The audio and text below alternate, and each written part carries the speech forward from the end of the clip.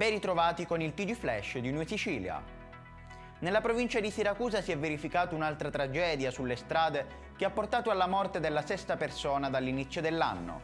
Il giovane Samuele Cilia, di soli 17 anni, è stato vittima di un incidente mortale a Pachino, precisamente in via Concadoro, poco prima della mezzanotte. Il ragazzo avrebbe perso il controllo del suo scooter, finendo per schiantarsi contro un palo della segnaletica verticale. I funerali del minore scomparso si terranno domani alle 16:30 nella chiesa di San Corrado a Pachino.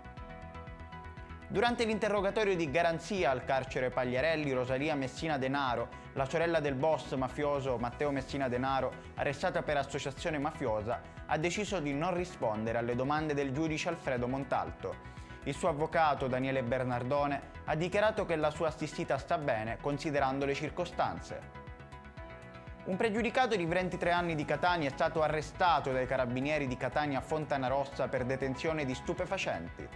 I carabinieri hanno notato il giovane già noto alle autorità per precedenti penali in via Capopassero.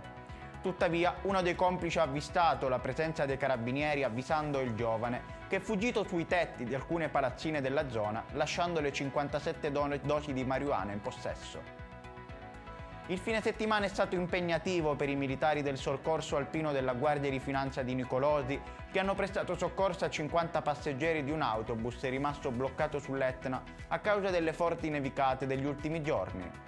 Dopo che le condizioni atmosferiche della strada sono migliorate, i finanzieri hanno verificato che tutti i turisti fossero risaliti a bordo del pullman e ripartiti in sicurezza verso Catania. Ed è tutto per questa edizione, il prossimo appuntamento sarà questo pomeriggio alle ore 16.